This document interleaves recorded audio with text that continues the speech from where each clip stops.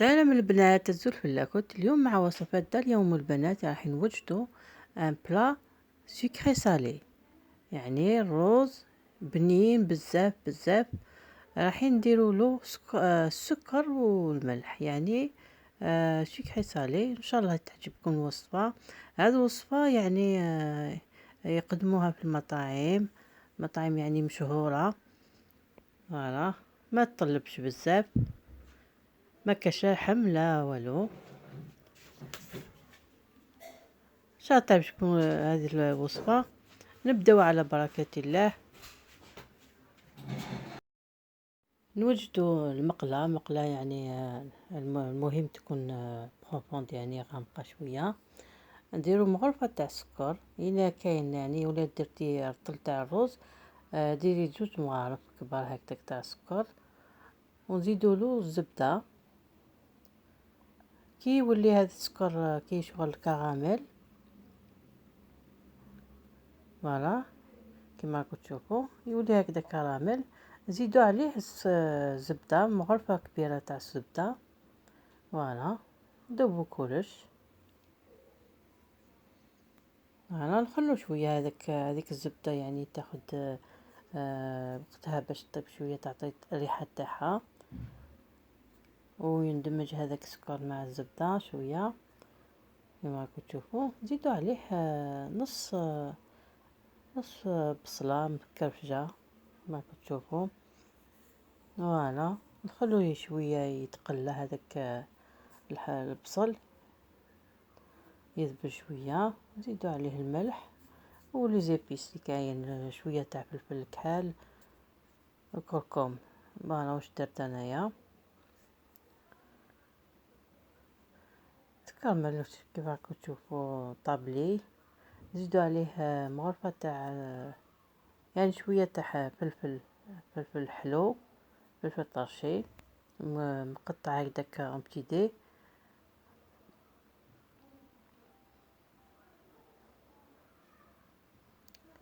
نقدروا نزيدوا اضافات يعني الخضره اللي بغيتيها. فوالا يزيد نخلو شويه هذا الوقت باش يتقلى شويه هذا كيما راكم تشوفوا. تقلى لي شويه هذا الفلفل، نزيدوا عليه هذا الطماطش تاع مصبره اللي عندها يعني تاع الحبه ديرها. فوالا خلو شويه الطماطش هذيك طيح لها هذيك الحموضه. زيدوا عليها شويه تاع سكنجبير.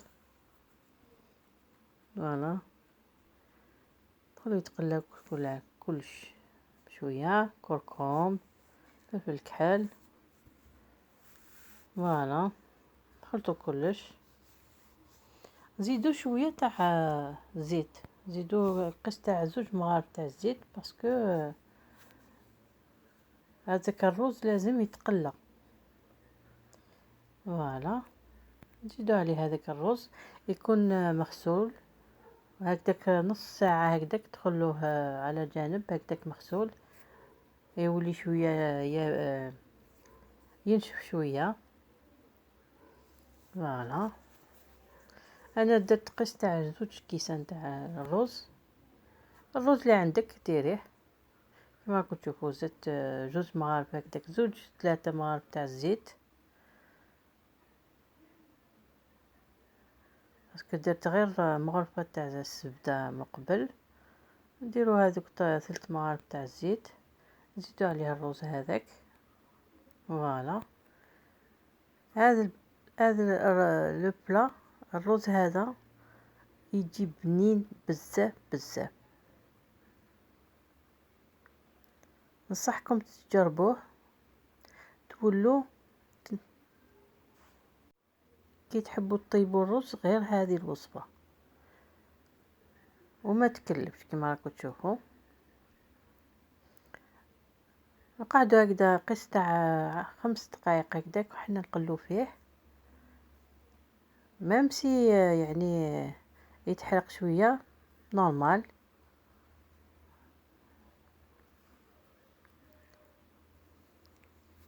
قسط تاع 5 دقائق هكذاك، وانتوما تخلطوا فيه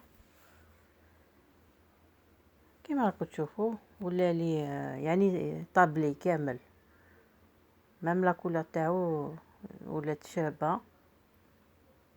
تقدروا مام تستغناو على الطوماطيش. فوالا كيما راكم تشوفوا رايحه ندير له قسط تاع 500 مليلتر، نص لتر تاع الماء، ونخلوه يطيب على نار هاديه، و دو طون طون لازم نخلطو شويه شويه. فوالا نخلوه على الجانب، نغطو عليه ونار عاديه بزاف، يعني بتي فو افون. فوالا اللي عندها ورقة تاع الرند ديرها، يعني لوغيي، نغطوه ويطيب على غردو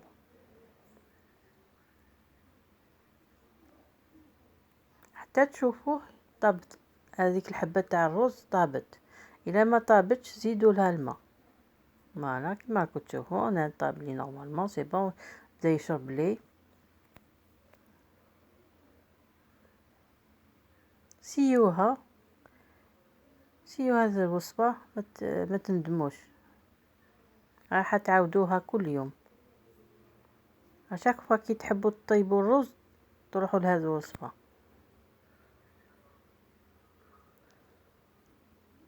حنا كي نقولوا سكري صالي نقولوا شنو هذه، كيفاش سكر مع الملح، بصح تجي بنينه بزاف. هاك طابلي ولا ناشف شويه، كل حبه يعني كي تذوقيه طعم تاعو بنين بزاف بزاف. فوالا هذا يتقدم مع فلفل طاشي، مع باذنجان، مع اللي حبيتيه.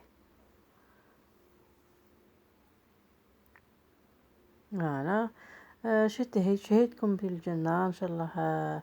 الوصفة تعجبكم، و ما تنسونيش باللايك، ابونيفو، كومونتير شباب. الى وصفات مع خير.